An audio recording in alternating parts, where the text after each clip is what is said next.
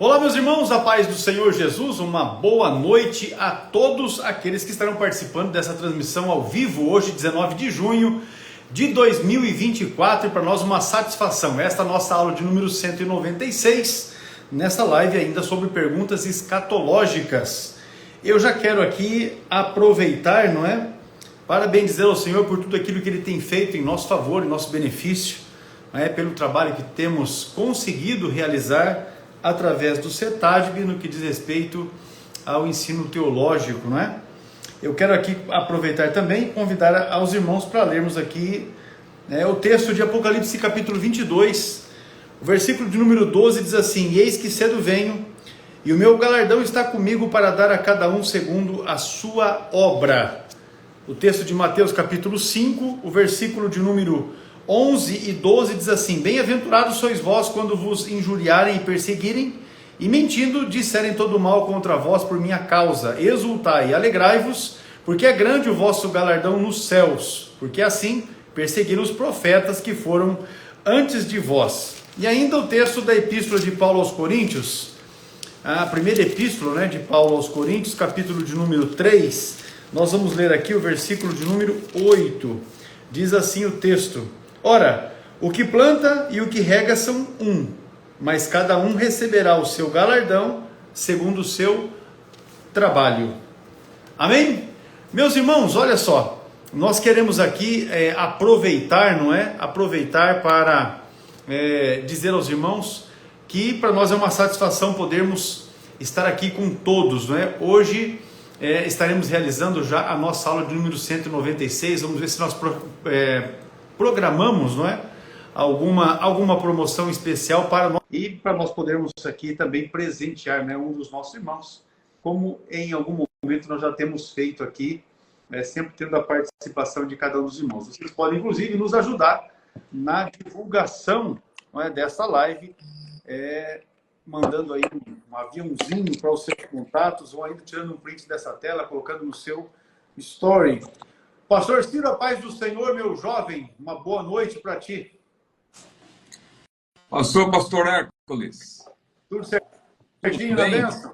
Joia, maravilha. Tudo na bênção, graças a Deus. Estamos aí ansiosos pelo nosso aniversário de live, Pois é, já vai chegar já chega para 200.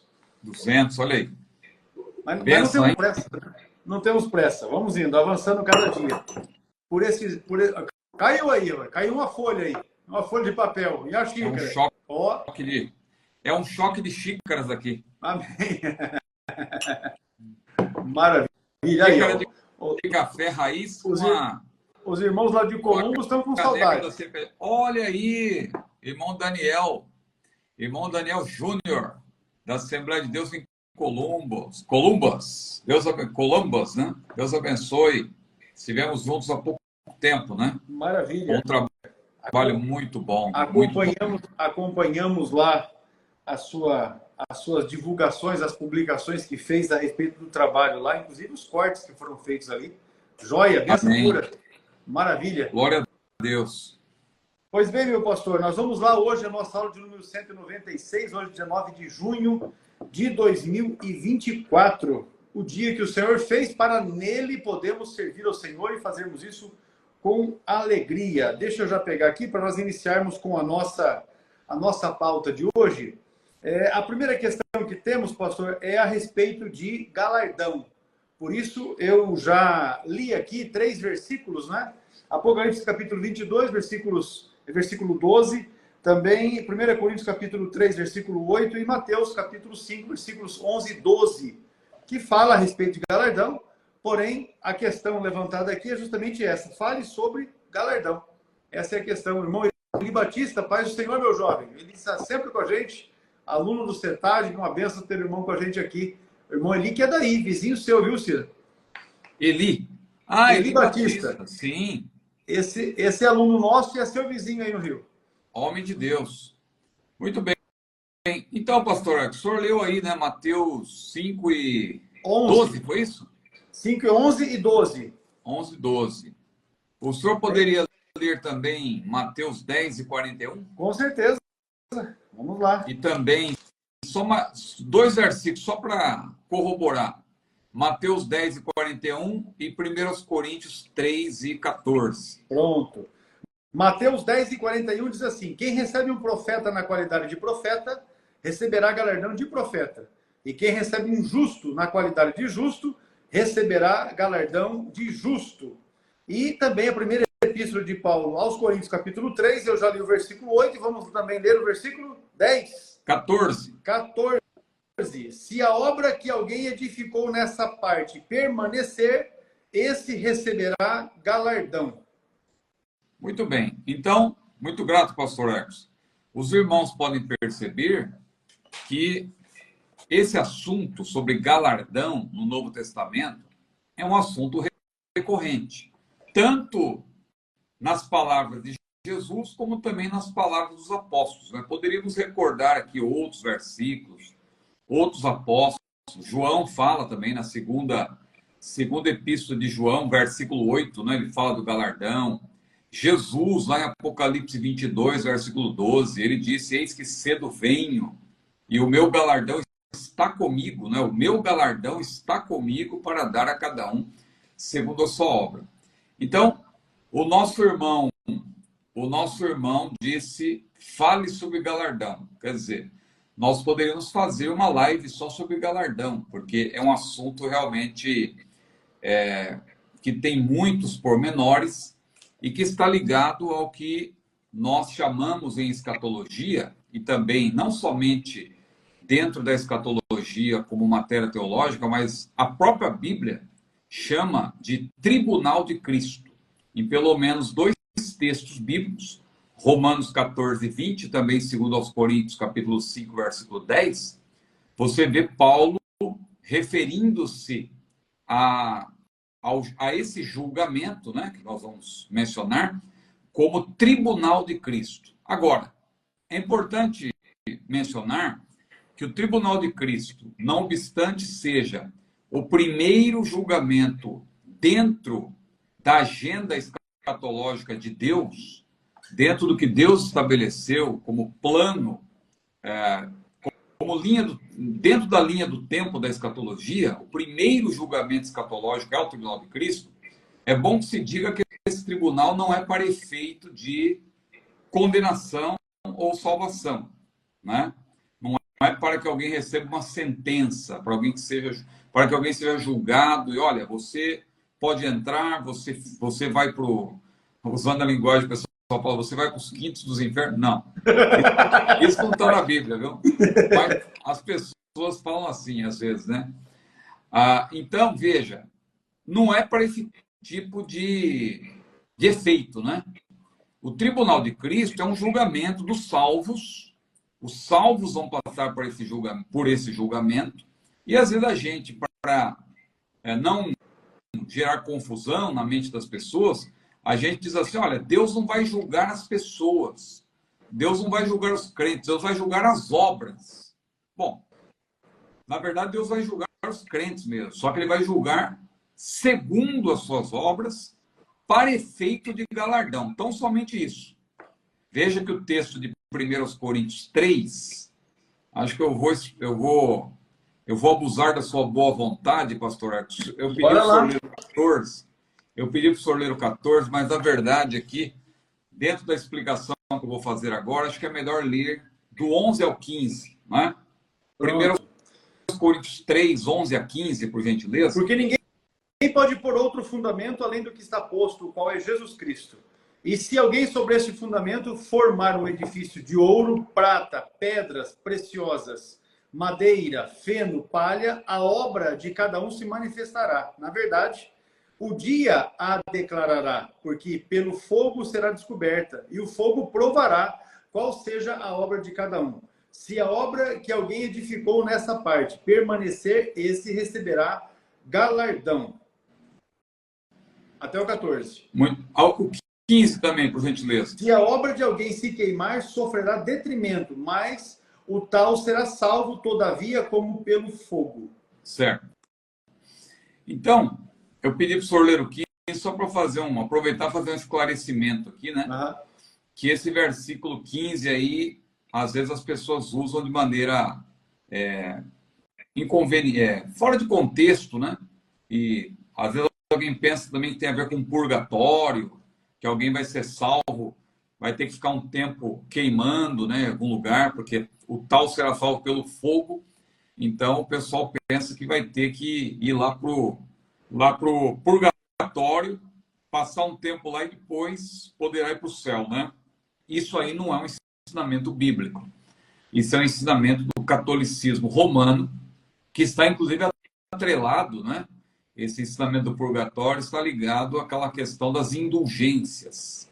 Porque o que são as indulgências? As indulgências é quando aquele cristão que tem muitas virtudes, que é um modelo de cristão, que é um santo, por assim dizer, alguém candidato a ser canonizado, né?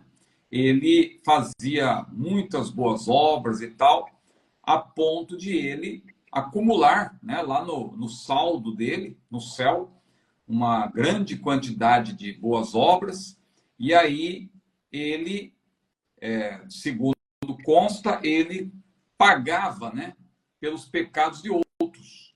E aí o que acontecia? Quando alguém morria e não tinha tido uma vida exemplar na Terra, os familiares iam lá, compravam as indulgências, ou seja, essas obras que o santo tinha acumulado, para que, comprando-as, aquele que partiu e está no purgatório sofrendo, tenha a sua pena minimizada, ou, dependendo do valor pago, até a sua conta Totalmente perdoada, né? Exatamente. Então, essa é a ideia do purgatório. Mas aqui o texto não fala de purgatório, né? O texto está falando, Paulo está se valendo de uma linguagem, de uma figuração de linguagem, e ele está falando justamente do tribunal de Cristo. Porque o que vai acontecer no tribunal de Cristo? Só para situar os irmãos dentro da sequência dos eventos. O primeiro evento que nós estamos aguardando é o arrebatamento da igreja. O arrebatamento da igreja é o nosso o evento desencadeador, né, do plano escatológico. Então nós estamos aguardando o arrebatamento. Quando acontecer o arrebatamento da igreja, logo em seguida vai acontecer o tribunal de Cristo, porque Apocalipse 22:12, o Senhor Jesus disse: eis que cedo venho, e ali ele está falando do arrebatamento, né? Ele vem para buscar a sua igreja. Eis que cedo venho e o meu galardão está comigo, ou virá comigo para dar a cada um segundo a sua obra. Então quer dizer que a igreja, indo ao encontro do Senhor nos ares, a obra de cada um se manifestará. Como diz aí o texto que o senhor leu. A obra, cada um de nós está edificando, trabalhando para o Senhor aqui na terra, nós estamos edificando sobre um fundamento. E qual é o fundamento? Está aí no versículo 11, é Cristo. Ninguém pode pôr outro fundamento senão aquele que já está posto, que é o próprio Senhor Jesus. Ele é o fundamento, ele é a pedra fundamental, ele é a rocha.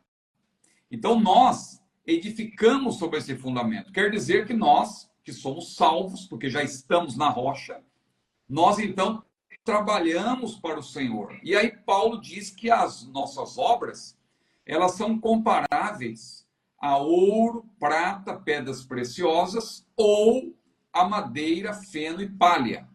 Então, ouro, prata e pedras preciosas de um lado ou madeira, feno e palha de outro lado.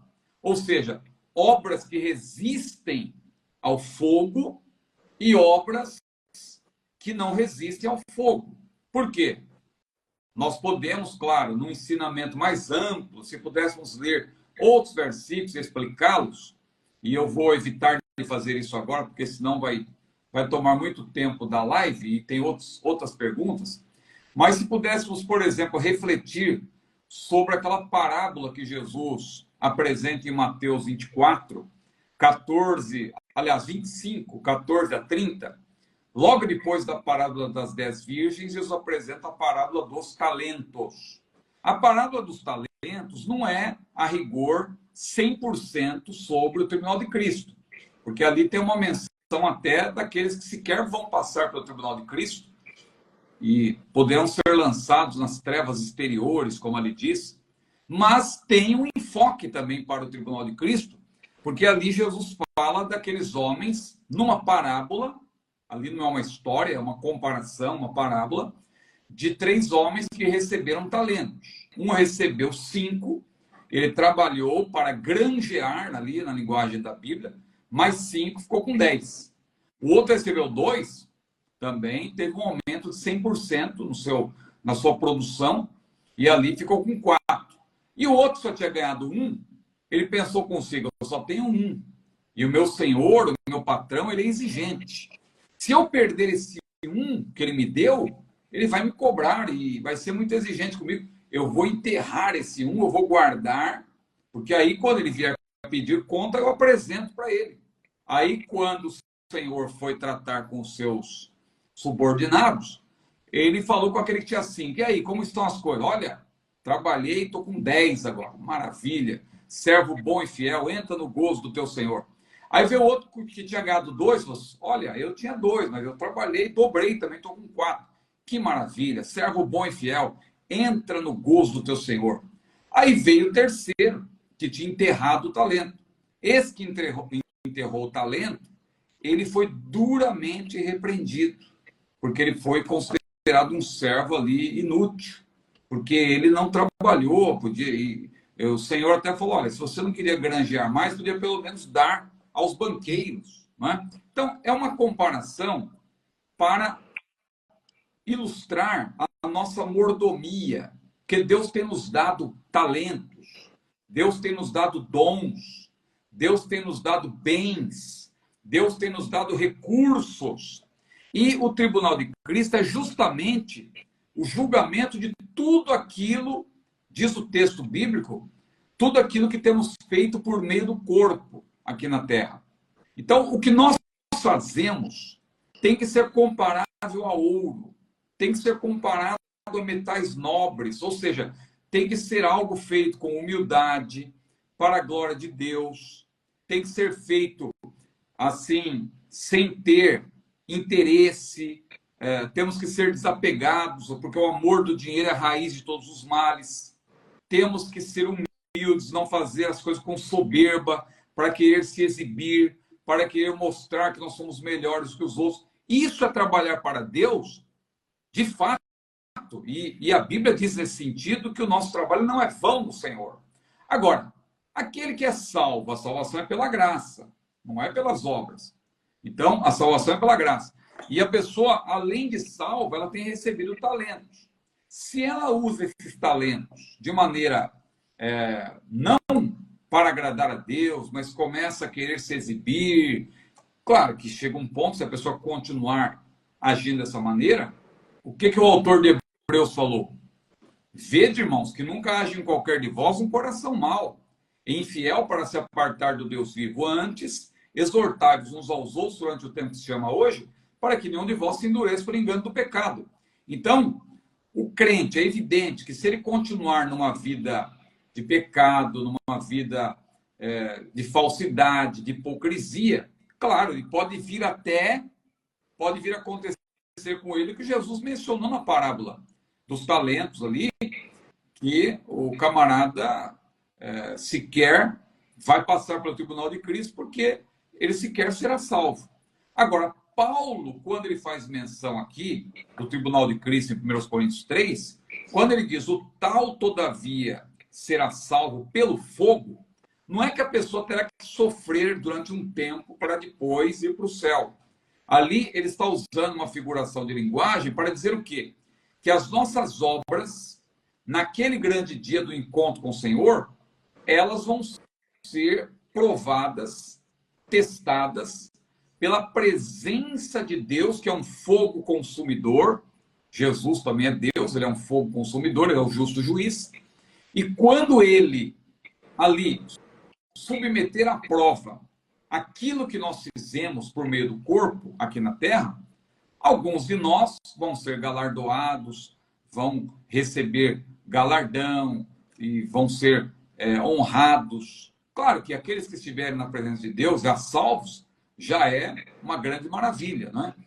Mas o galardão, que nós ainda não podemos, assim, dizer exatamente como será isso, não é? Porque A Bíblia diz que as aflições desse tempo presente não são para comparar com a glória que ainda vai se revelar. Então, tudo que acontece a partir do arrebatamento é um mistério para nós na maneira como isso se realizará. Nós sabemos que haverá um julgamento, e esse julgamento é para efeito de galardão. Alguns vão receber maior galardão do que outros, porque a obra de alguns, ela não vai resistir ao fogo, porque são como madeira fenipalha. Todavia, o tal será salvo pelo fogo, porque o fogo vai queimar as suas obras, mas ele será salvo. É esse o sentido. Agora, haverá aqueles que vão ter obras que vão ser obras resistentes a esse fogo, né? Porque são obras que foram feitas para Deus, com humildade, para a glória do Senhor. Então, resumindo, o galardão é esse prêmio, né, que nós receberemos, e a Bíblia utiliza uma linguagem figurada sempre. Por que a Bíblia, alguém poderá dizer, por que as coisas não são tratadas de forma clara? Por que não está escrito, olha, o galardão é o seguinte, lá no céu você vai ser um arcanjo. Estou exagerando aqui. Lá no céu você vai liderar os anjos, você vai... Por que a Bíblia não diz exatamente isso? Porque nós não temos condição, nesse estado que estamos agora, de entender essa outra dimensão. Então, é utilizada essa linguagem figurada. Por isso que João, o que João diz? Filhinhos, amados, ainda não é manifesto o que havemos de ser. Nós não sabemos o que nós vamos ser, mas sabemos que quando ele se manifestar, nós seremos semelhantes a ele, porque assim como ele é, nós o veremos. Paulo também falou que nós conhecemos em parte, mas quando vier o que é perfeito, aí nós vamos ter, claro, nosso entendimento aberto, nós vamos entender, e aí vamos saber exatamente o que é e como se manifestará o galardão. Hoje o que nós sabemos é que ele é comparável à coroa, né? Quando o sumo pastor se manifestar, disse Pedro, nós receberemos a imarcessível coroa de glória, a coroa que não pode murchar, diferente da coroa de louros dos atletas que venciam lá nas Olimpíadas. Eles recebiam uma coroa, eles corriam, e Paulo falou que eles corriam por uma coroa corruptível, mas nós não. Nós corremos e nós lutamos por uma coroa incorruptível. Paulo também falou, combati o bom combate, acabei a carreira, guardei a fé, desde agora me está reservada a coroa da justiça, a qual o Senhor justo juiz me dará naquele dia, e não somente a mim, mas a todos que amarem a sua vinda. Então veja, coroa. Agora, eu não posso entender que isso é literal, não é? Igual uma irmã, certa vez comentando comigo, falou, olha, aquele irmão, ele faz um trabalho tão grande para Deus, certamente a coroa dele é uma coroa muito grande. Aí eu falei, minha irmã, se a coroa é grande desse jeito que a irmã fez o gesto aí, a cabeça tem que ser do mesmo tamanho para poder encaixar, senão não vai poder encaixar a coroa, né? Então as pessoas elas começam a achar que é uma coroa de fato. Não, não é uma coroa como nós conhecemos aqui. É linguagem figurada para nós entendermos que é um prêmio. Assim como Jesus falou de vários outros prêmios, né? Veste branca, vão se assentar comigo no trono e tal. Eles vão contaminar os seus vestidos, eles andarão comigo de branco e receberão um novo nome e assim por diante, né? Uma pedra branca na qual está... Veja, tudo isso, claro, a gente começa a imaginar que vai acontecer desse jeito exatamente, porque nós só temos elementos aqui da terra para comparar. João, quando viu Jesus em glória, João, o que ele fez? Ele usou a linguagem aqui da terra. Mas veja quantas vezes João usou a palavrinha como. Os seus olhos eram como chama de fogo. A sua cabeça, os seus cabelos eram como lã branca. Os seus pés eram como latão reluzente. Da sua boca saiu uma espada aguda de 2 fios. A sua voz era como a voz de muitas águas. Ele teve que recorrer à linguagem aqui da terra. Porque ele, mesmo tendo o privilégio de contemplar aquela visão, ele ainda não estava glorificado. Então ele contemplou aquilo de relance, mas ainda no seu corpo mortal, tendo recebido uma permissão de Deus para contemplar assim de maneira... foi um vislumbre da glória de Deus. Agora, ele mesmo falou que quando ele vier, nós o veremos como ele é, porque ele próprio, João, não viu ainda. Ele teve ali uma... Nós sabemos que o Apocalipse é como se fosse uma peça teatral, não é? Ele não viu o Senhor em todo o seu esplendor, de fato. Ele viu uma representação daquilo que o Senhor será quando nós pudermos vê-lo em todo o seu esplendor. Não é? Então, o galardão, o que nós vamos falar sobre o galardão? Apenas o que está escrito, realmente, da coroa da justiça, coroa da vida, vestes brancas, e as obras de alguns se queimarão, sofrerão detrimento, outras resistirão e tal. É isso que a Bíblia diz. E, no mais, nós temos que aguardar para aquele grande dia que vai ser algo muito especial. E não tem spoiler, né? Hoje em dia a gente quer os spoilers, né? Quer se antecipar, né? Só que não tem, nesse caso não tem spoiler. Nós só vamos conhecer o que Paulo falou também, né? A nossa cidade está no céu, de onde também esperamos o Senhor Jesus Cristo, que transformará o nosso corpo abatido, o nosso corpo de humilhação em um corpo glorioso, semelhante ao seu. Então, quando nós recebermos este corpo incorruptível, esse corpo revestido de imortalidade, como diz a Bíblia, aí sim nós vamos poder entender essa outra dimensão que ainda se revelará para nós. Maravilha, Deus faz tudo certo, né, meu pastor? Porque se a turma soubesse o que é o galardão, o Caba já ia querer sair da carteirada por aí. Pois né? Sem saber, o Caba já se posiciona num patamar acima daquilo que de fato é. Imagina só. Mas Deus faz a coisa certinha, ele nunca erra. Ele sempre se antecipa e faz a coisa certa. A pergunta que nós temos aqui, pastor, agora na sequência da nossa pauta, é a seguinte: o nosso nome será o mesmo? Veja, o nome serve para quê, não é? Entre outras coisas. O nome serve para que haja uma distinção entre os indivíduos. Eu sou o Ciro, o irmão é o pastor Hércules, não é? Claro que tem outros Hércules e outros Ciros, mas há outros elementos que distinguem. Sobrenome e tal, às vezes há homônimos também, né? E aí a pessoa tem que provar que não era ela que estava em determinado lugar. Mas, de maneira geral, os nomes e sobrenomes aqui na Terra servem para distinguir as pessoas. Da mesma maneira, no céu, nós vamos nos conhecer.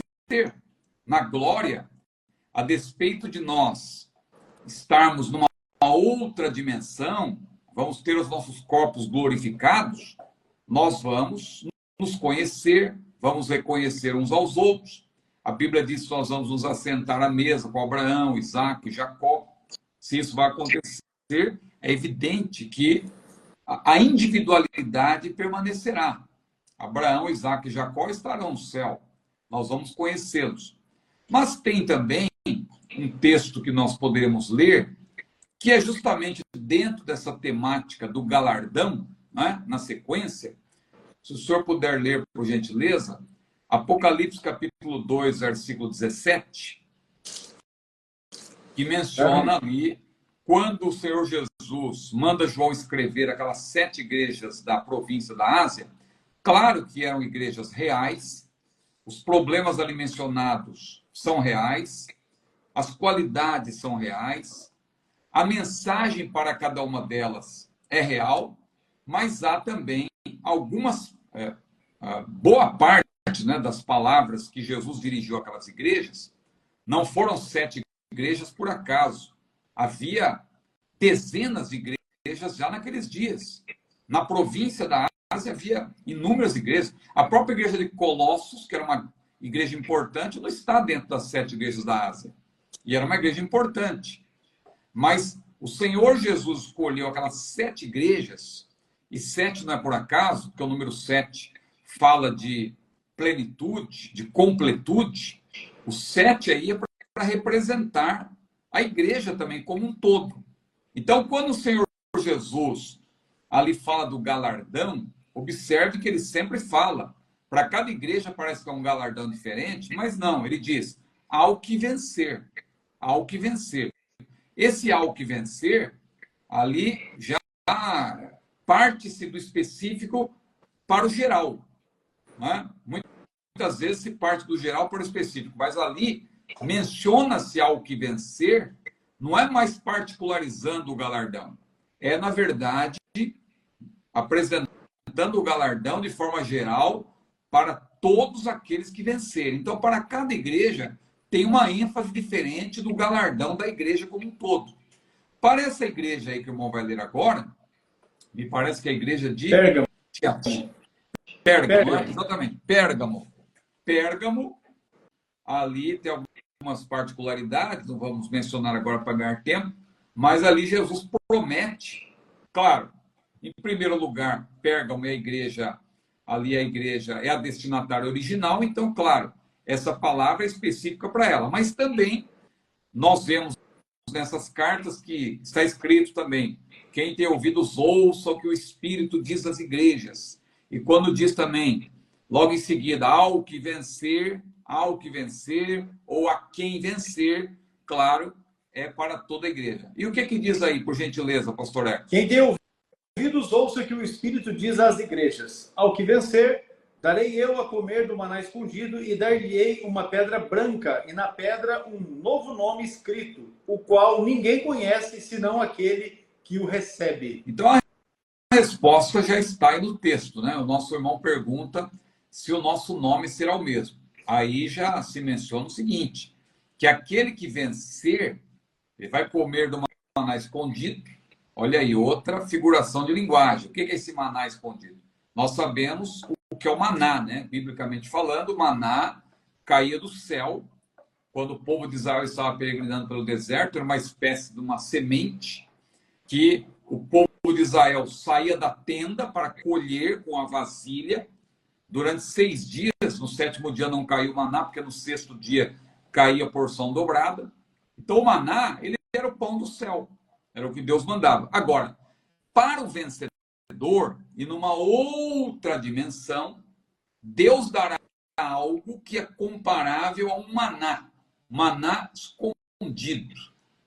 Maná escondido, veja.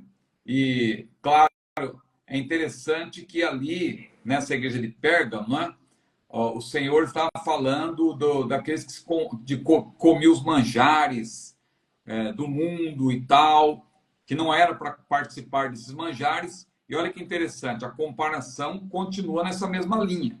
Ou seja, aquele que se recusa a comer do que é oferecido em festas pagãs, comerá do maná escondido, qual o Senhor menciona por causa daquela alusão que é feita a Balaão, porque no tempo dele Israel era alimentado com o maná. Então veja como tudo, a revelação do Senhor tem uma ligação, tem uma alusão, né, ao maná que o povo de Israel comia no deserto. Então trata-se de uma referência àquele banquete permanente no céu para a igreja glorificada. E o que Cristo partilhará com a sua igreja na glória, claro, ainda será revelado. Agora, com respeito ao novo nome, menciona-se uma pedra branca. O texto fala de uma pedra branca na qual haverá o novo nome escrito. Não é o nome que nós temos aqui, é um novo nome, o qual ninguém conhece, senão aquele que o recebe. O que é essa pedra branca? Novamente, você vê que a palavra de Deus recorre a algo aqui da terra para fazer uma comparação. Não quer falar alguma coisa aí, não? Não, eu estou só fixando a minha leitura aqui nesse versículo 17. Ah, sim. Mas se o senhor quiser me interromper, fica à vontade. Tá, pode seguir. Então, o que nós podemos dizer aqui sobre essa representação, né? Essa figuração de linguagem, é isso aí, irmão. Alguém citou aí, 1 Pedro 5:4, a coroa de glória que eu citei anteriormente. Então, veja, essa pedra branca, o fato dela ser uma pedra em si, indica que é algo durável, é algo imperecível, não é? O branco representa a pureza. É por aí que a gente pode explorar. Beleza, glória, santidade. E o novo nome, além de evidenciar que vamos nos conhecer na eternidade, como eu falei, diz respeito ao caráter e à cidadania que pertence aos servos do Senhor. Algumas suposições, claro, surgem com base nessa pedra branca. Por quê? Claro que nós não vamos ser dogmáticos, porque a própria Bíblia não diz o que essa pedra branca significa, mas nós podemos fazer menção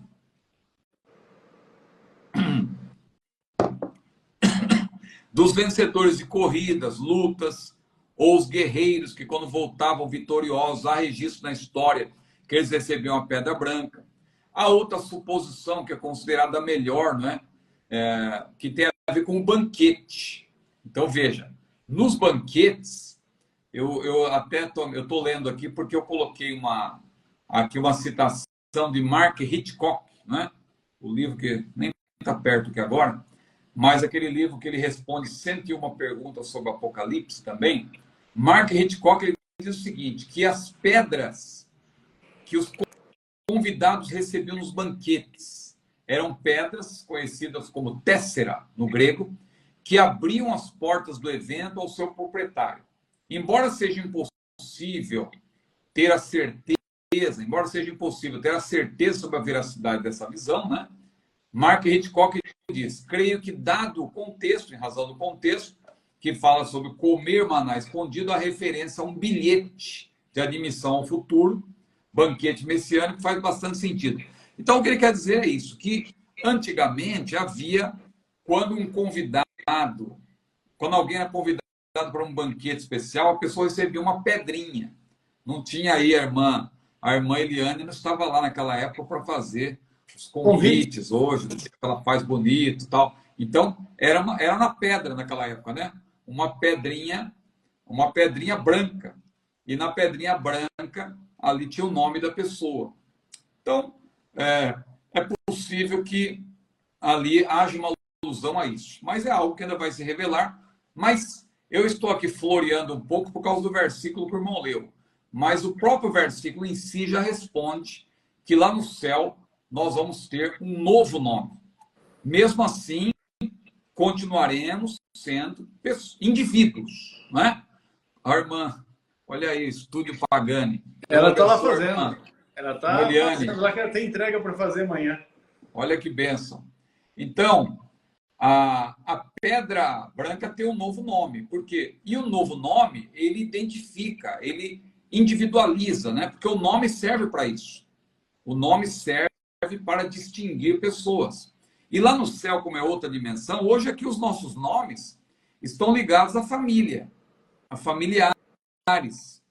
Só que lá é outra dimensão. Jesus mesmo falou, né? Jesus falou que no céu não se casa nem se dá em casamento. Nós seremos como os anjos de Deus. Claro que nós vamos ter comunhão uns com os outros, mas não vai ter mais essa relação no sentido de marido e mulher, por exemplo, né? Imagine o caso de um irmão que ficou viúvo, a esposa dele partiu para a eternidade, ele casou com outra pessoa. Se essa relação continuasse lá no céu, ia ficar meio confuso isso aí, né? Ele ia ter que... Vai ficar com duas esposas no céu, ou as duas vão brigar por causa disso? Não, no céu é outra dimensão. Então, é isso que nós vamos entender. Mas a individualidade está mantida por esse novo nome que nós vamos receber no céu. Maravilha, está esclarecido então a questão do nosso novo nome. Agora o texto se refere a Apocalipse, a próxima questão que temos aqui, o texto se refere a Apocalipse capítulo 9, eu vou ler aqui os versículos 5 e 6 que diz assim, ó, e foi-lhes permitido não que os matassem, mas que por 5 meses os atormentassem, e o seu tormento era semelhante ao tormento do escorpião quando fere o homem. E naqueles dias os homens buscarão a morte e não a acharão, e desejarão morrer, e a morte fugirá deles. Com base nesse texto, a pergunta é esta. Apocalipse capítulo 9, versículos 5 e 6. Diz que não haverá morte durante 5 meses? Essa é a verdadeira interpretação desse texto bíblico? Amém. Só uma resposta rápida aqui para o irmão irmão Melquisedeque, eu sei que o senhor vai tomar nota dessa pergunta para a gente responder depois, mas ele pergunta assim, qual o sentido do novo nome ser secreto? Ora, irmão, tudo é secreto depois do arrebatamento. Para que Deus vai falar o que nós não estamos nem preparados para saber ainda? É outra dimensão. Romanos 8,18. As aflições desse tempo presente não são para comparar com a glória que em nós há de ser revelada. Então, tudo para nós é secreto. Então, essa questão do novo nome também, nós vamos saber lá na glória. Né? Já pensou se a gente já soubesse o nome agora? E o que é esse? Primeiro que a gente tem que saber o que é de fato esse novo nome, né? Não é só uma questão de mudar de nome. Ah, eu sou Ciro aqui, lá no céu eu vou chamar, sei lá, Gabriel, Miguel. Não é isso. Tem algo por detrás disso aí, algo mais profundo que nós não temos ainda condição, nesse estado que nós estamos, de entender. Tá certo? O pastor Didine aí também está pedindo oração pela Márcia, né? Que diz que está com depressão. Oremos aí pela nossa irmã. Eu já tomei nota aqui do contato dela para que a gente possa conversar após a live. Ela disse que está com depressão. Estava na sequência, eu só fiz uma menção. Peço desculpas, pastor Alex. Mas olha aqui, ó. Apocalipse 9, 5 e 6. Então, é um texto que o senhor leu aí, que é difícil essa passagem também, que está atrelada ali à quinta trombeta, não é? A quinta trombeta, que vai ser tocada dentro do período tribulacional. A Bíblia menciona os julgamentos de Deus mediante selos, trombetas e taças. É uma sequência que começa lá em Apocalipse 6. Jesus é que dá início a essa série, quando ele desata, ele quebra os selos, né, do livro selado com 7 selos. E quando ele vai quebrando os selos, na medida que ele vai quebrando, vão se revelando, foram revelados para João, e João escreveu o que ele viu, acontecimentos terríveis na terra. E também ele vê acontecimentos gloriosos no céu.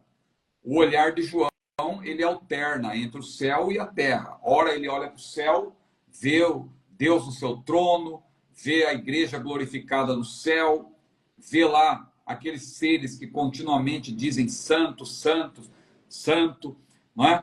E ele olha para a terra, ele vê o período tribulacional ocorrendo, a tribulação acontecendo na terra. E esse é um caso. Só que agora ele já está, a descrição já está na quinta trombeta. Porque quando o primeiro, Deus abençoe, irmão Melquisedeque, o que acontece no primeiro, pastor Melquisedeque, né, perdão, o que acontece ali no 7º selo, quando Jesus abre, quando Jesus desata o 7º selo, 7 anjos estão preparados para tocar a trombeta. E na medida que eles começam a tocar a trombeta, mais juízos vão sendo revelados. Quando chega no quinto anjo que vai tocar a trombeta, os juízes estão cada vez mais intensos. E agora o que ele já vê é os adoradores do anticristo se opondo a Deus, porque eles vão se rebelar conscientemente contra Deus, e Deus vai mandar juízo sobre eles. Os 144 mil a essa altura continuam pregando também, só que a Bíblia diz que eles vão ser selados, né? Claro que a linguagem figurada da Bíblia também, Deus conhece os que são seus, essa selagem, né, é para que o mundo espiritual entenda que esses 144 mil não podem ser destruídos, porque o diabo ele age por permissão de Deus. Ele não faz o que ele quer, ele só faz dentro do limite que Deus estabeleceu. Por isso que lá em Apocalipse, várias vezes está escrito, foi-lhe concedido, foi-lhe permitido que fizesse isso, etc. Porque ele não vai fazer o que ele quer. Agora, Deus vai permitir que demônios, porque aí nesse texto de Apocalipse 9 menciona os gafanhotos. Claro que não é gafanhoto, literalmente. É a linguagem figurada da Bíblia. Se você olhar para as características desse gafanhoto aí, misericórdia. Tem ferrão de escorpião, e tem o barulho, parece ali que parece um monte de metais várias coisas, né? Parece homem, é como se fossem uns querubins do mal, né? Se fossem os querubins, ao contrário, as avessas. As características que eles têm aí, tal. Não vamos ler para ganhar tempo. Mas, e eles, é interessante aqui, eu estava lendo Stanley Horton, tem um livro do Stanley Horton, que ontem até mencionei na live, que é uma pena que a CPAD parou de publicar, porque Stanley Horton, ele é um dos melhores comentários. Olha que eu estou lendo vários comentários de Apocalipse, por causa da série que eu estou fazendo lá no meu canal, e eu leio vários comentários, mas nenhum entra a fundo nos assuntos, como Stanley Horton. O mestre Antônio Gilberto, na sua obra que é sucinta, ele entra um pouco também. Mas você pega outros comentários, tudo bem. O Osborne é um livro volumoso, ele entra um pouco também, mas a abordagem dele é completamente diferente, né, da nossa. Agora, olha o que Stanley Horton diz, é interessante. Agora, entrando na questão propriamente, no mérito, né? Porque aí o irmão pergunta que se não haverá mortes, né, durante 5 meses. Porque durante 5 meses, esses demônios, esses seres demoníacos, eles vão poder atormentar as pessoas e elas vão querer morrer, elas vão buscar o suicídio. E eu vejo, na verdade, e eu já tinha refletido sobre isso, e Stanley Horton corrobora isso que eu pensei justamente quando eu li essa passagem. Eu vejo esse tempo que os homens vão procurar a morte e não vão conseguir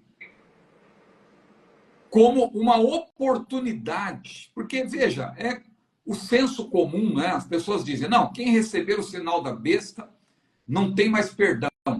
Claro, a pessoa que vier a receber o sinal da besta por ocasião do período tribulacional, claro, ela vai fazer isso de maneira consciente. Então é evidente que uma pessoa que faz uma escolha dessa, ela está em rebelião contra Deus. Mas Deus é tão misericordioso que se você ler com atenção o capítulo todo, o capítulo 9 de Apocalipse, você vê que no final diz assim, mesmo assim, eles não se arrependeram. Ou seja, Deus, num ato de misericórdia, num ato gracioso, para ninguém naquele dia dizer, eu não tive oportunidade, Senhor, Senhor, nós não fizemos isso, aquilo. Não tem conversa, não tem desculpa. Deus terá dado todas as oportunidades para essa pessoa e ela não se arrependeu. E a mesma coisa vai acontecer aqui com os adoradores da besta. Esse juízo, esse castigo, é um castigo, claro, mas é um castigo visando também o arrependimento. Porque Deus não é um sádico justiceiro. Tem pessoas que pensam que Deus é um sádico, que Deus tem prazer. A Bíblia diz que Deus não tem prazer na morte do ímpio. Deus não quer castigar alguém por prazer. Quem faz isso é o diabo. O diabo tem prazer em ver as pessoas sofrendo. Agora, Deus não. Deus é justo. A ira de Deus, quando a Bíblia menciona a ira de Deus, ela está atrelada à justiça de Deus. Não é a ira de um sádico, de alguém que quer, não, eu vou me vingar, como aqueles filmes de vingança, né? Que você até torce, né? Quando a gente como ser humano, claro, eu me lembro quando eu assisti aqueles filmes do Charles Bronson, né? Desejo de matar, né? Desejo de matar 1, 2, 3, 4, né? Porque a família dele sofria e tal, aí você queria ver ele se vingando daqueles que tinham feito mal para a família dele, porque isso é natural do ser humano. Mas Deus não é pautado por esse tipo de sentimento, né? Deus, ele é justo, Deus é amor, Deus é santo, Deus é justiça, e ele age em conformidade com os seus atributos perfeitos de santidade, de justiça. E você vê no período tribulacional isso acontecendo. Aí quando Deus impede que os homens, os seres humanos que buscarem a morte para tentar aliviar, né, por assim dizer, claro que a pessoa não está pensando na eternidade, está pensando em resolver o seu problema ali, aqui, agora. É isso. Isso tem a ver com o suicídio, né? Claro que é um assunto muito amplo, não vamos entrar nisso agora, mas veja, as pessoas vão querer buscar a morte para tentar fugir daquela perturbação, e que Deus é tão misericordioso que ele só permite por 5 meses. Ou seja, Deus poderia fazer durar muito mais, só que ele colocou um tempo justamente para que dentro desse tempo haja possibilidade de arrependimento. Mas diz lá Apocalipse, claro, que eles não vão se arrepender. Agora, Stanley Horton, só para finalizar, ele diz o seguinte: as pessoas procurarão a morte para acabar com a dor e a agonia, mas em vão. Isso significa que as tentativas de suicídio não serão bem-sucedidas. A morte é personificada como algo que lhes fugirá. Por outro lado, não haverá lugar sobre a terra onde se esconder dos ferrões desses gafanhotos, esses seres demoníacos chamados de gafanhotos. Como seres espirituais, não poderão ser barrados por paredes. Não haverá fechadura que os segure. A sua ferroada não será dada arbitrariamente, como se fosse uma tortura sem sentido. Consistir-se-á num aviso e oportunidade para que as pessoas se arrependam e voltem-se a Deus, que tudo faz para que o povo receba a salvação. Segundo Pedro 3,9, ele cita, né? Que Deus quer que todos se arrependam, como diz lá Pedro. Então, eu vejo dessa forma também. Deus, na sua infinita misericórdia, concedendo um tempo, esses 5 meses, em que a morte será buscada e não alcançada, é porque Deus vai permitir que haja arrependimento. Só que aqui se menciona que os adoradores da besta, claro, eles não vão se arrepender, porque eles serão o alvo disso. Eles vão ser o alvo dessas ferroadas aí, porque não é, como diz Stanley Horton, não é algo arbitrário. É um juízo exercido contra aqueles que vão se rebelar contra Deus. Então é uma oportunidade, né, para aqueles que vão se rebelar contra Deus, mas infelizmente o texto já adianta que eles não vão se arrepender. Mas não vão se arrepender não porque Deus impôs que eles vão se arrepender, é porque eles vão ser duros mesmo e vão preferir se aliar ao anticristo. Em vez de se arrependerem, vão ainda fazer algo pior, né? A Bíblia menciona isso lá no caso dos reis. A maioria dos reis que Deus julgou no passado, com exceção de Manassés, né? A gente vê que Manassés, ele se arrependeu. Mas vários outros que foram julgados por Deus, eles se mantiveram duros e não se arrependeram. Isso revela muito mais sobre a dureza de coração do ser humano do que a vontade de Deus de querer ver o ser humano sofrer. Maravilha, meu pastor. A seguinte questão que temos aqui é essa aqui. O Vale de Sofala não seria no final da grande tribulação? Então, pastor Alex, eu vou ser sincero, irmão, eu pesquisei sobre esse Vale de Sofala. Vale de Sofala, eu quando verifiquei a pergunta que o aluno colocou, eu fiz essa pesquisa e falei, olha, eu acho que ele quis dizer uma outra coisa, mas então, não exatamente o Sofala, porque escreveu Sofala e do jeito que eu printei, é o que eu coloquei. Sim, não, eu entendi. Só para curiosidade, né? Só para satisfazer a curiosidade de alguns, lá em Moçambique tem um vale chamado Nova Sofala, né? É um vale. Se você pesquisar no Google aí, no Google Earth, né? Tem lá o Vale de Sofala. Mas eu acredito que o nosso irmão, ele na hora de digitar rápido, e lembrando do que eu falei aí nas últimas aulas, eu falei sobre o Armagedon, que vai acontecer onde? No Vale de Josafá, onde está o Monte Meguido, né? Ou Megiddo. Então, o Vale de Josafá, se o irmão observar aí as teclas, aí eu tive que fazer o trabalho de um detetive, né? Sofala é quase, não chega a ser, mas é quase um anagrama de Josafá, né? Falta a letra J aí. Mas ele tem Sofala, ele troca o L. Depende do que a pessoa digita o dia inteiro, pode acontecer de fazer essa mudança. Troca o L pelo J, que está perto também, né? O L está perto do J, então... Fato. eu acho que ele quis dizer o Vale de Josafá, né? Porque, de fato, a batalha do Armagedon, ela vai ocorrer no Vale de Josafá, e ele pergunta aí, o Vale de Josafá, vamos dizer assim, não seria no final da grande tribulação? Então a resposta é sim, porque justamente se você ler Apocalipse, capítulo 16 em diante, chega lá no 19, né? Claro que tem o parêntese ali da Babilônia, né? Os capítulos 17 e 19 fala de Babilônia, ou 17 e 18 fala de Babilônia. Aí no 19, Jesus desce a terra e ele põe fim à batalha do Armagedon, que vai se dar justamente no Vale de Josafá. Então eu creio que ele se referiu ao Vale de Josafá. O Vale de Sofala seria esse Vale de Josafá, né? Seria um ponto geográfico que não tem na Bíblia a referência, né? Como que é? Seria um ponto geográfico que a Bíblia não se refere a ele. Sim. Então, eu acredito que ele se referiu realmente ao Vale de Josafá, não é? Muito bem, meu pastor. Para a gente poder fechar a nossa aula de hoje, nós temos essa última questão que diz assim: existe a possibilidade de um falso profeta já estar no nosso meio?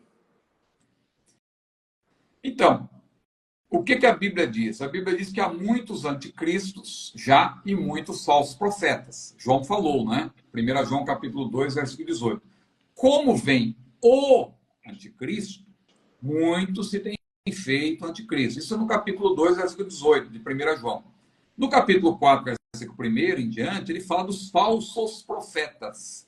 E Jesus também falou de falsos profetas, falsos cristos. Então, a gente sabe que ao longo da história, muitos se têm feito anticristos, muitos se têm feito falsos profetas. Então, o que eu penso, biblicamente falando? Um desses anticristos, um desses falsos profetas, claro, ele vai evoluir para o anticristo. E o falso profeta. Porque o anticristo, que é chamado também de filho da perdição, e só tem dois personagens na Bíblia que são chamados de filho da perdição, textualmente. Quais são eles? Judas e o anticristo. Isso não é por acaso, porque se você comparar a carreira de Judas com a carreira do anticristo, você vai ver que Judas, ele não nasceu, aí é um assunto polêmico, a gente já entrou em outros momentos, hoje não vai dar tempo. Mas é um assunto polêmico, eu afirmo, isso para mim está claro na Bíblia, que Judas não nasceu filho da perdição. Ele não nasceu traidor. Claro, os autores, quando dizem Judas, o traidor, é porque, claro, eles já escreveram depois que o fato estava consumado. Quando Mateus, Marcos, Lucas e João registraram o que está nos evangelhos, eles já sabiam o que tinha acontecido. Então, por isso que eles colocam Judas sempre por último, ali na relação dos apóstolos. O primeiro é sempre Pedro, né? Porque Pedro é o que se destacou mais, se tornou o primeiro líder ali da igreja. Então, não é por acaso que ele é o primeiro da lista. E Judas é sempre por último, e já tem a descrição. Judas, aquele que o traiu, Judas, o traidor e tal. Mas Judas, ele se tornou... Você percebe que Judas ele foi descendo os degraus, pouco a pouco.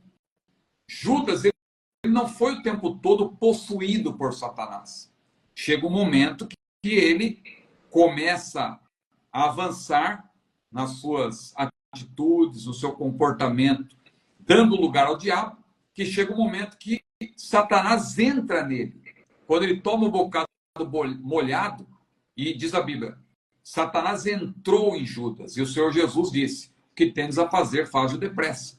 Então ele foi possuído por Satanás. Até então, ele estava sendo influenciado por Satanás.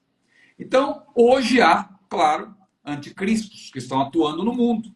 Tem vários candidatos, tem muita gente metida besta hoje em dia, né, que está querendo aí candidatar-se a ser o. E claro, esse o anticristo e esse o falso profeta só vão se revelar quando a igreja for arrebatada. Nós não sabemos quando a igreja será arrebatada, porque o arrebatamento é iminente. Se o arrebatamento acontece hoje, é evidente que tem vários anticristos no mundo, vários falsos profetas. Um desses vai avançar um pouco mais, claro, e ele vai evoluir para se tornar realmente o homem do pecado, o anticristo. Vai ser possuído completamente.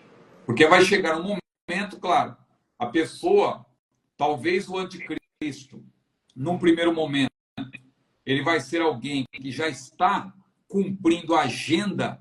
Olha aí o nosso querido evangelista Jefferson, que sempre está na nossa live lá também, lá no meu canal, né?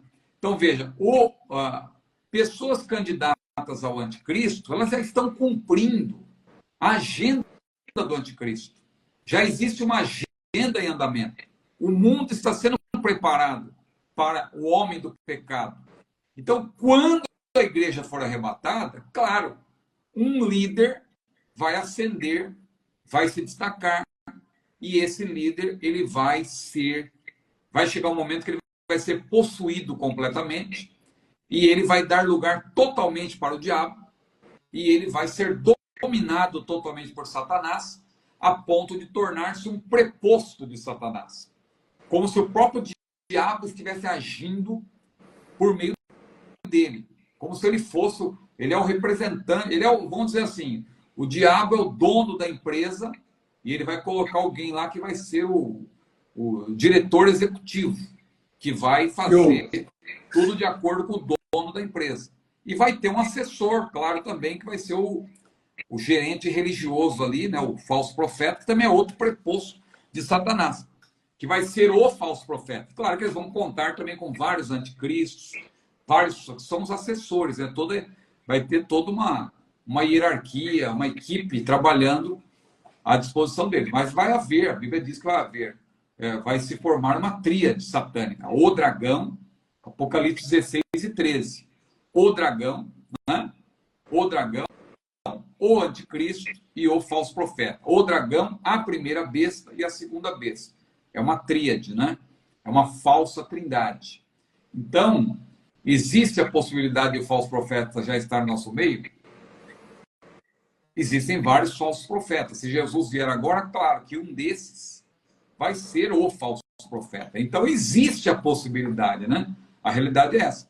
Mas a gente não deve usar isso, porque geralmente quem faz esse tipo de pergunta, não vou dizer que é o caso do nosso irmão, a pessoa está querendo estabelecer aí fazer uma previsão. Né? Vamos dizer que eu diga assim, não, o falso profeta já está no nosso meio e muito possivelmente é o Papa. Pronto, a pessoa já... porque esse Papa aí, ele é comunista, eu não sei o quê, pronto. Aí a pessoa já vai e começa... No passado disseram que era o João e o João já morreu e nada de ser, né? Pois é. E aquele Papa, o João Paulo, né? Isso. O João Paulo até que ele tinha uma linha, politicamente falando, tinha uma linha boa, né? Política, né? Com certeza. Então, esse agora já é um pouco mais... Esse já é um pouco mais inclinado para o outro lado, né?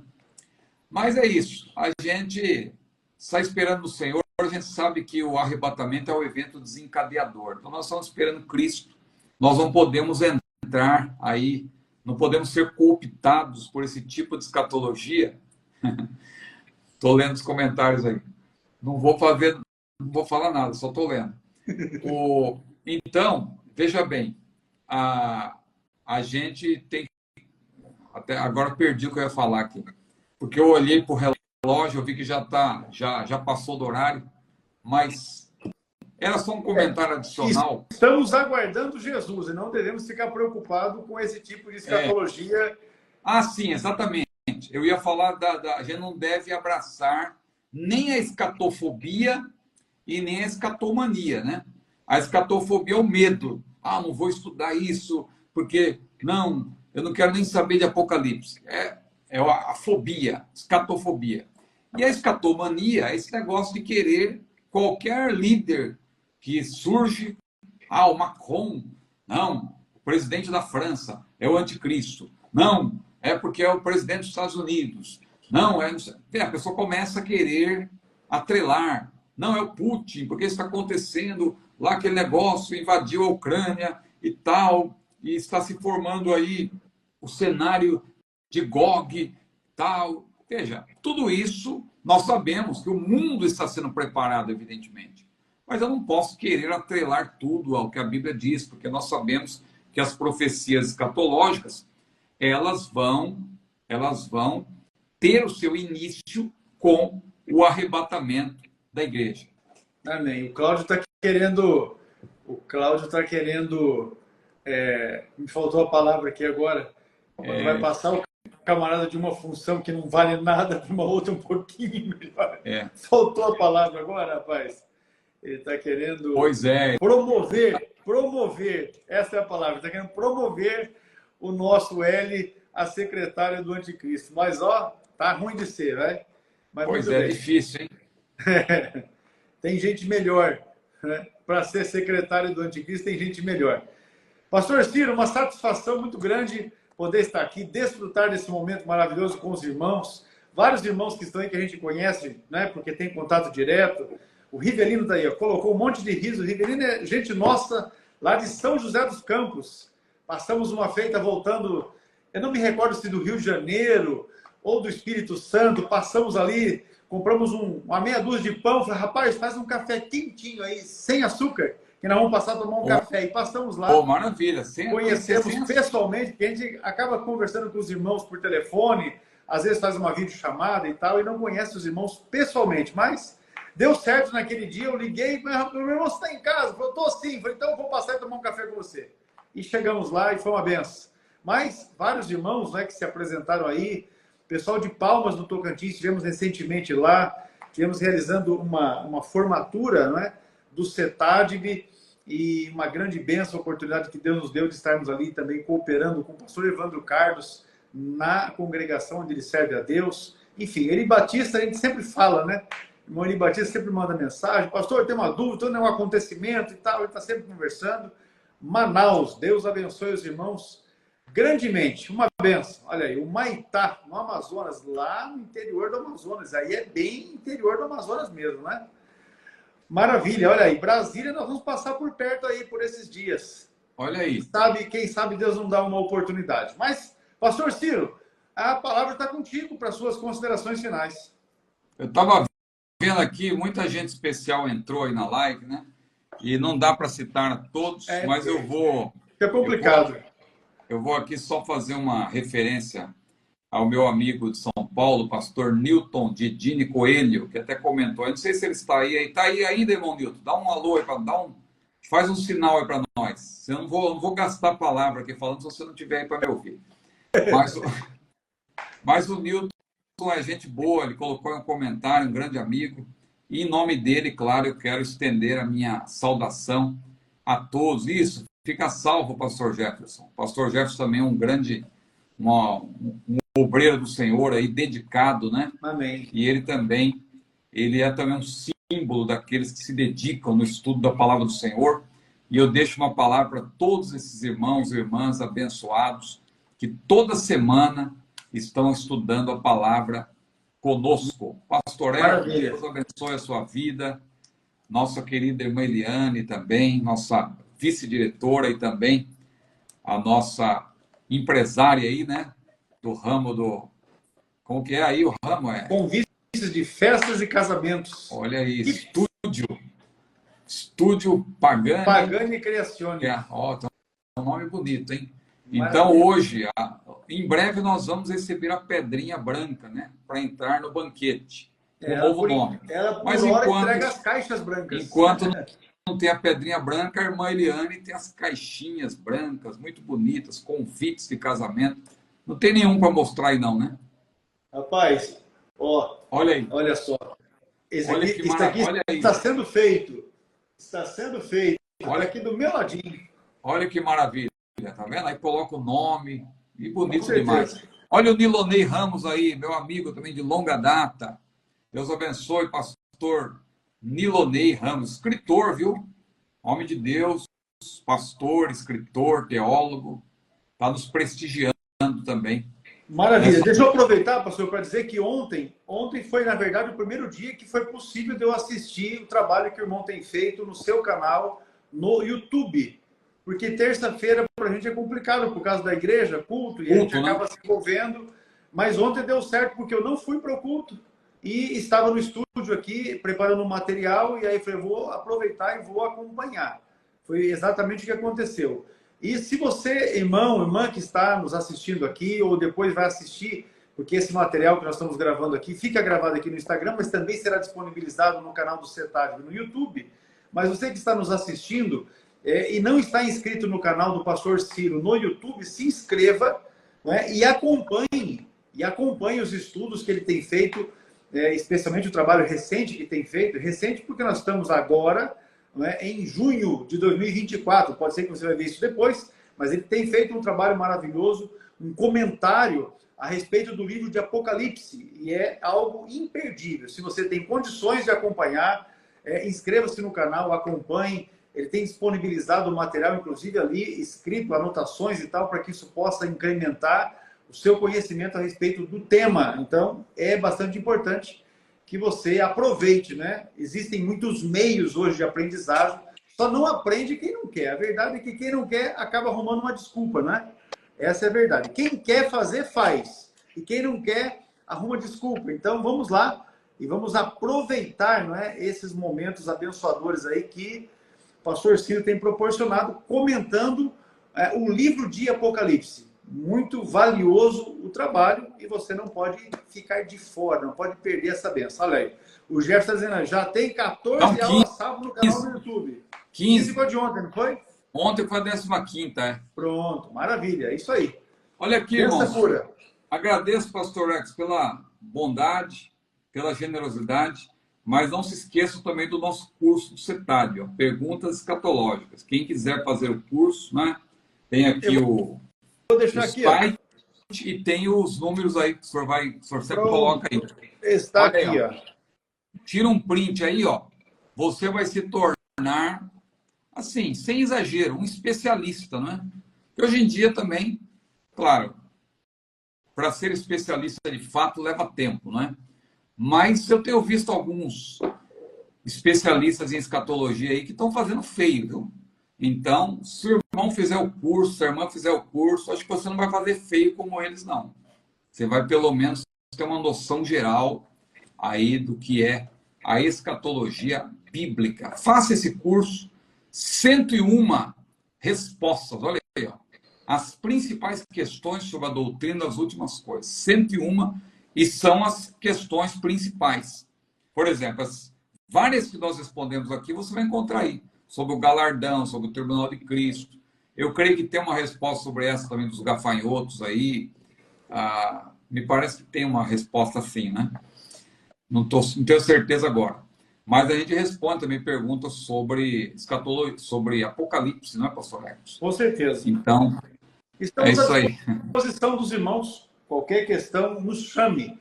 O nosso site é cetadib.com.br e nas redes sociais, aqui mesmo na bio do nosso canal aqui, do nosso perfil no Instagram, tem os nossos contatos de WhatsApp, enfim, estamos à disposição. Meus irmãos, Deus abençoe a todos. Quarta-feira próxima nós estaremos juntos novamente para mais uma aula e com certeza será uma bênção. Pastor Ciro, até lá, saudação aí para toda a sua casa. A paz do Senhor a todos. Amém. Igualmente.